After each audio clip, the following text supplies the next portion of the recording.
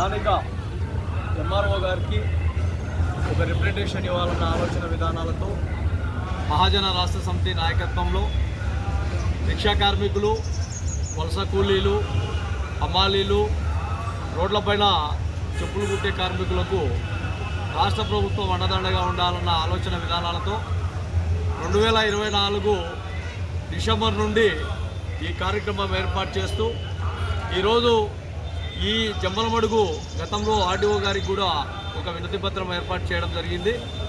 Rickshaw కార్మికులు, హమాలీలు, వలస కూలీలు, రోడ్లపైన చెప్పులు కుట్టే కార్మికులకు దాదాపు అంటే కొన్ని ఏళ్ల నుండి పెన్షన్ విధానాలు ఎక్కడ కూడా అమలు కావడం లేదు. ఈ భారతదేశంలో దాదాపు 29 రాష్ట్రాలు ఉంటే 29 రాష్ట్రాలలో రిక్షా కార్మికులు, హమాలీలు, వలస కూలీలు, చెప్పులు కుట్టే కార్మికులు కొన్ని ఏరియాలలో బూట్ పాలిసు కార్మికులుగా పనిచేస్తారు.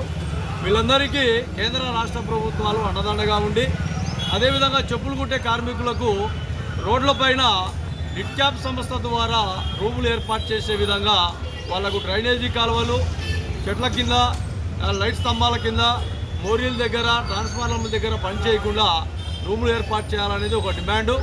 అదేవిధంగా వలస కూలీలు చాలా ఏరియాల నుండి ఒక సిటీ నగరాలకు ఏర్పడి వాళ్ళకు అడ్డా కూలీలుగా ఏర్పాటు చేసుకొని వాళ్ళ జీవనం ఆ రోజుగా వాళ్ళు జీవిస్తారు.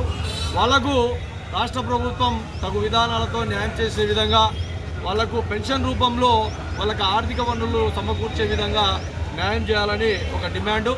అలాగే రిక్షా కార్మికులు భారతదేశంలో ప్యాసింజర్ రిక్షాలుగా ఉన్న ఒక విధానంలో వాళ్ళు ప్రజలకు దిక్సూచిగా ఉన్నారు.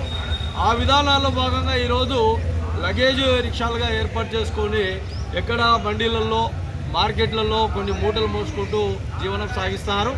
అదేవిధంగా హమాలీలు రవాణా సౌకర్యార్థం భారతదేశంలో హమాలీలు ఇప్పటికి కూడా ఈ రవాణా సౌకర్యం కలుగుతుంది. వేరే రాష్ట్రాలకు, వేరే జిల్లాలకు ఈ మూటలు కానీ ఇంకా వేరే వెళ్ళిపోతున్నాయంటే ఖచ్చితంగా హమాలీలు అనేది వాళ్ళు కూడా ముఖ్యమైన కారకులు.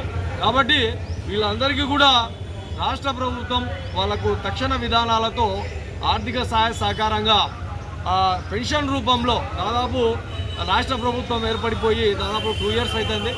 2 yearsలో ఎక్కడ కూడా ఏ సామాజిక వర్గాలకు కూడా పెన్షన్ అనేది ఇంతవరకు రాలేదు.